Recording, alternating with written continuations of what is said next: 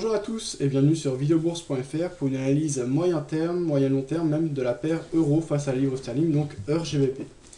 Alors, moi ce que j'ai repéré à moyen long terme sur cette paire, c'est une sortie à la baisse de tendance haussière qui trouvait sa source à mi-2007, fin 2007, donc aux alentours des, on va dire depuis 2007, hein, aux alentours des 0.6520, 0.6521, et qui trouve ses plus hauts durant la crise des subprimes, donc fin 2008, donc en décembre 2008, aux alentours des 0.9803. Donc déjà ce qu'on constate, c'est que c'était une période assez volatile, comme ça l'a été sur la plupart des paires. Je sais pas, on a dû prendre, on a une paire qui a évolué de environ 50%, donc qui a pris 50% de sa valeur. Ensuite, on a eu un beau retracement, on est descendu jusqu'à plus de 50% de retracement fin juin, début juillet 2010, avant une reprise de l'euro assez intéressante face à la livre sterling.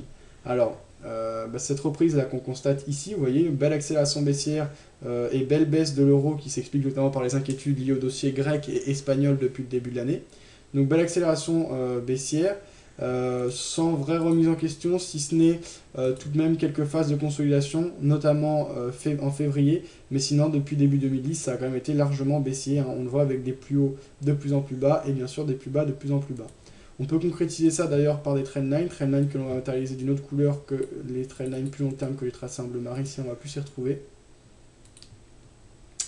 Donc voilà, je mets ça en bleu électrique et je relie les différents points bas également. Voilà, donc c'est pas vraiment un canal, les résistances et supports obliques ne sont pas vraiment parallèles, mais voilà un peu la direction qu'a pris les cours depuis début 2010. Alors, on a des moyennes obliques exponentielles qui évoluent à la baisse, c'est en lice avec ce que l'on a observé sur les cours. On a donc une moyenne oblique exponentielle 50 en bleu ciel ici qui évolue sous sa moyenne oblique exponentielle 100, qui évolue sous sa moyenne oblique exponentielle 200.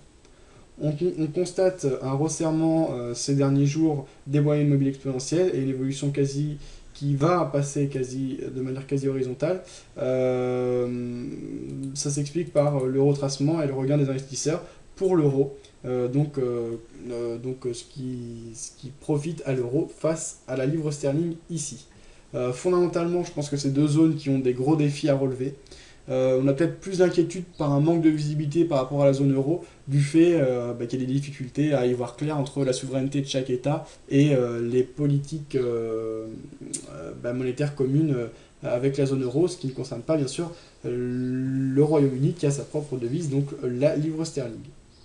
Alors actuellement, ce qui est intéressant de constater en graphe journalier, c'est qu'on a eu un retest qui nous a amené vers la moyenne mobile exponentielle. Alors déjà, on est revenu tester la moyenne mobile exponentielle 50, qui a fait office de zone de résistance mobile. On le voit ici, ça a repoussé les assauts haussiers avant d'être franchi après un petit pullback. On est venu ensuite tester la moyenne mobile exponentielle 100, qui a joué son rôle de résistance mobile, comme elle avait pu le jouer le 21 mai dernier. On a le 21 ou le 22, hein, je sais plus. Non, ouais, c'est ça, le 21 mai dernier. Donc on a une moyenne mobile exponentielle 100 qui fait office de zone de résistance mobile tout à fait pertinente. Donc c'est intéressant de le noter. On a ensuite, suite à ce test infructueux, une accélération baissière qui s'est observée. Et ce jour, on continue à accélérer. À très court terme, c'est-à-dire pas à très court terme, on va dire pour les prochains jours, je pense qu'une dynamique baissière et privilégier les positions à la vente est plutôt judicieux. Alors si on veut prendre position à la vente, je pense que les cours actuels sont intéressants, il ne faut pas trop attendre non plus parce qu'on n'a pas un énorme potentiel. Mais je pense qu'on peut raisonnablement aller chercher le retentissement des 50%, donc un peu au-dessus, pourquoi pas aller chercher par exemple 0.8175, ça me semble assez judicieux puisque la zone des 50% est à 0.8166. Donc ça, ce serait plutôt intéressant. En revanche, si on regarde à plus moyen long terme, on voit qu'on a un triangle de consolidation qui s'est construit et qui trouve ses bases à la fin de la crise des subprimes, donc entre octobre et décembre 2008. Et depuis, on voit qu'on marque des plus hauts de plus en plus bas, mais on marque également des plus bas de plus en plus hauts, ce qui indique une indécision et un engouffrement dans un triangle de la part des investisseurs.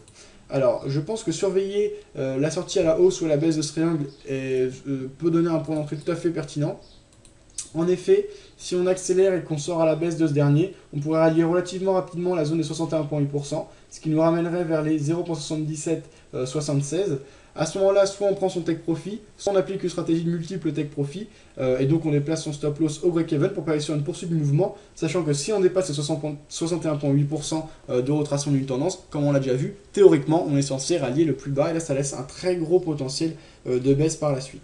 Si on sort à la hausse, en revanche, je pense également qu'on a un bon potentiel et qu'on pourrait rallier les plus hauts marqués lors de la créée des subprimes. Alors ce ne sera pas chose évidente, mais théoriquement on aura un beau signal puisqu'on serait dans le sens de la dynamique de fond que l'on peut par exemple représenter ici en graphe hebdomadaire. On voit que la dynamique de fond reste quand même haussière et qu'on reste en phase de rebond. Et tant qu'on n'a pas franchi la zone des 61,8%, la dynamique reste haussière, donc on privilégie les rebonds et donc les prises de position à l'achat. Je pense qu'on pourrait avoir un point d'entrée tout à fait pertinent avec un bel objectif. Concrètement, voilà, deux opportunités. Donc à court terme, privilégiez plutôt les positions à la vente pour les prochains jours selon moi. À moyen long terme, restez attentif et surveillez la sortie à la hausse ou à la baisse du triangle. Alors, également, un objectif pour une sortie éventuelle à la hausse du triangle, ce serait le ralliement de l'ancien support oblique haussier qui pourrait jouer désormais un rôle de résistance et qui pourrait être un objectif pertinent. Quoi qu'il arrive, ça laisse plusieurs centaines de pips d'objectifs, donc ça permet des choses intéressantes. Alors, dans le cadre de prise de position éventuelle suite à cette analyse, pour ma part, j'appliquerai un ratio gain-perte positif puisque j'essaye de suivre la tendance, qu'elle soit à court terme avec une phase de retournement en tendance baissière, ou à long terme en essayant de jouer une sortie de triangle, privilégier une prise de position avec un ratio gain-perte positive. Je vous souhaite une bonne journée à tous, bon trading et à bientôt sur videobourse.fr.